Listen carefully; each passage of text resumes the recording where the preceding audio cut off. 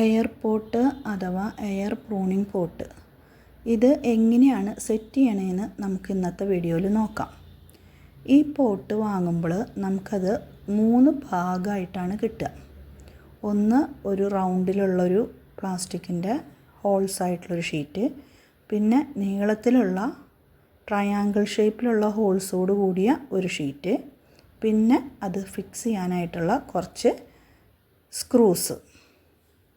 ഈ നീളത്തിലുള്ള ഷീറ്റിൽ ട്രയാങ്കിൾ ഷേപ്പ് ഹോൾസ് ഉള്ളതും ഹോൾസ് ഇല്ലാത്തതും ഉണ്ട്. ഹോൾസ് ഇല്ലാത്ത ട്രയാങ്കിൾ ഷേപ്പ് പ്രൊജക്റ്റ് ചെയ്ത് നിൽക്കുന്നത് മുകൾ ഭാഗത്തേക്കും ഹോൾസ് ഉള്ളത് താഴ്ഭാഗത്തേക്കും വരുന്ന തരത്തിൽ വേണം നമ്മൾ സെറ്റ് ചെയ്ത് എടുക്കാനായിട്ട്.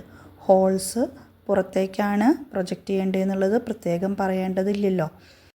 നീളത്തിലുള്ള ഷീറ്റിൻ്റെ അടിഭാഗത്തുള്ള ട്രയാങ്കിൾ ഷേപ്പിൻ്റെ ഇടയിലൂടെ വേണം, അതായത് ഫസ്റ്റ് ആൻഡ് സെക്കൻഡ് റോൻ്റെ ഇടയിലൂടെ വേണം നമ്മൾ റൗണ്ടായിട്ടുള്ള പ്ലാസ്റ്റിക്കിൻ്റെ ചെറിയ ഷീറ്റ് വെച്ച് കൊടുക്കാനായിട്ട്.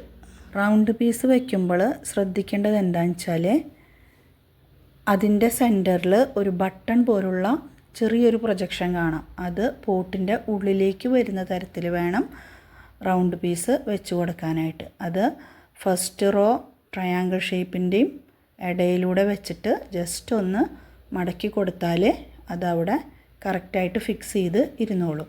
നമുക്ക് തന്നിരിക്കുന്ന സ്ക്രൂകൾ വെച്ചിട്ട് നമുക്കതൊന്നും കൂടി ടൈറ്റ് ചെയ്ത് പെർമനൻ്റായിട്ട് ഫിക്സ് ചെയ്ത് വയ്ക്കാം.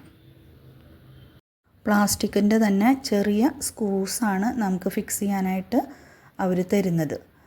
അത് ഉപയോഗിച്ച് ഫിക്സ് ചെയ്ത് കഴിഞ്ഞാൽ നമുക്ക് എപ്പോൾ വേണമെങ്കിലും അത് അഴിച്ചു മാറ്റാനായിട്ടും നമുക്ക് വളരെ എളുപ്പത്തിൽ സാധിക്കും. എയർപോട്ടിൻ്റെ ഉപയോഗങ്ങളും അതിൽ പോട്ടി മിക്സ് നിറയ്ക്കുന്ന രീതിയൊക്കെ മറ്റൊരു വീഡിയോയിൽ നമുക്ക് പറയാം കേട്ടോ.